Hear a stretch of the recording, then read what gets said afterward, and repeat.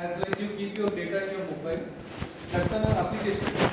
Likewise, there are enterprise applications where organizations want to store their data in a safe place. Safe place in the sense where they have the data availability and data redundancy as well. So availability as such, suppose if something goes down, something else is already available so that they can take it forward. And then redundancy, if complete things go down, there is another place where they can start their applications. So have you ever seen any bank application going down anytime apart from their regular maintenance? No, right. And then likewise, like enterprise applications like your Google applications, Facebook, apart from those minor outages and all. So you always see those applications are available all the time. So what do they do for making their application available? So they store in certain places called data centers where they have all the facilities which ensure that the application is available for like say 365 days.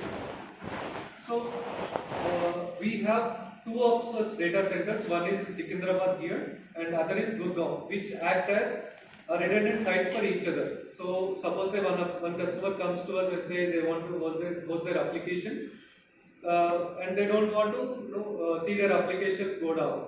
So what we do, we host their application both the sites, and if one site is down, the other site will take over.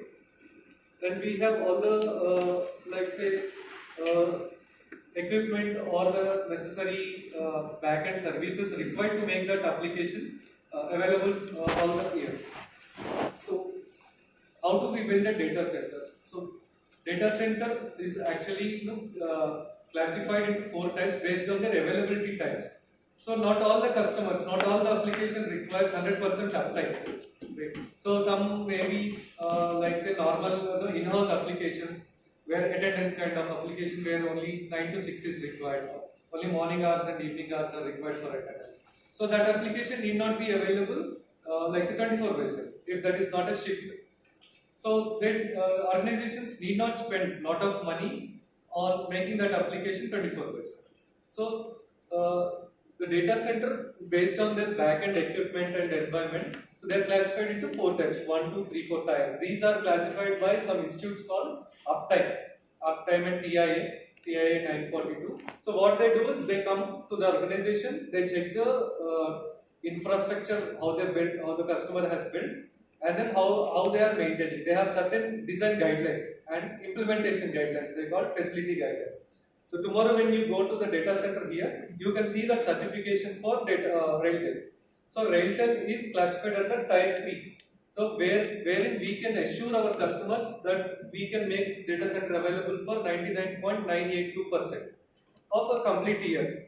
So at max we can bear around 1.5 hours only. So that is what commitment we give to our customers. So that certification certifies us that we are capable of achieving that. So there are some non-critical applications wherein customer can go for Tier 1 and Tier 2 based on their needs. So okay, so that once the data center is built, so what do we do? So we have to sell it to the customers. So there are a couple of services that we sell. One is the co-location, and other one is the managed hosting. So in the co-location, what do? We rent our data center. So all the compute, like the servers and all, those are kept in a rack. So that racks we sell it to the customers. Only rack. It's like a renting your space. So customers bring their own devices, they place their devices, give their connections and manage themselves. We don't do anything. We only have to see that the power, cooling and then space are correct for them. So there is no fire accidents and all. And the cooling is as per the standards, and the power should be available all the time. So these 3 things only we have to see in case of co-location customers. And there is another type of service where we give the managed hosting.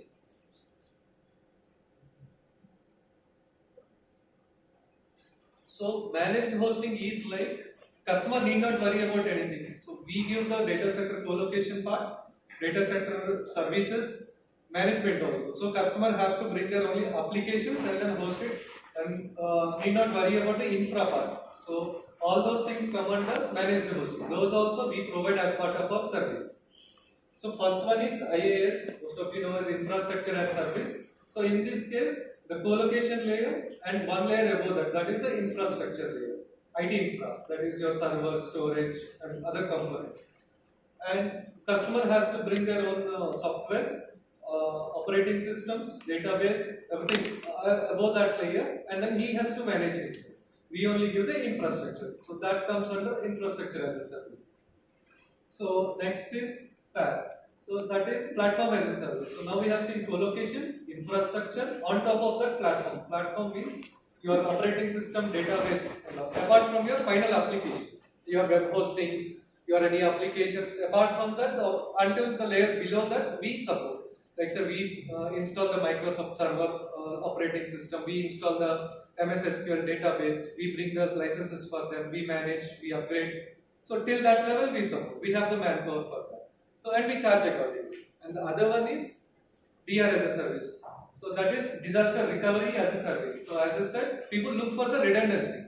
So what we do in this case, we build the application here, we host the application here, and the same application will be replicated to the other side. That is either Gurgaon or Secunderabad, either ways. It can be vice versa. So if some customer is near the northern part of the country, they host their primary site in the Gurgaon and have the secondary site in the Secunderabad. And some customers who are comfortable with the Secunderabad, they host their primary site here and the other side on the Gurgaon.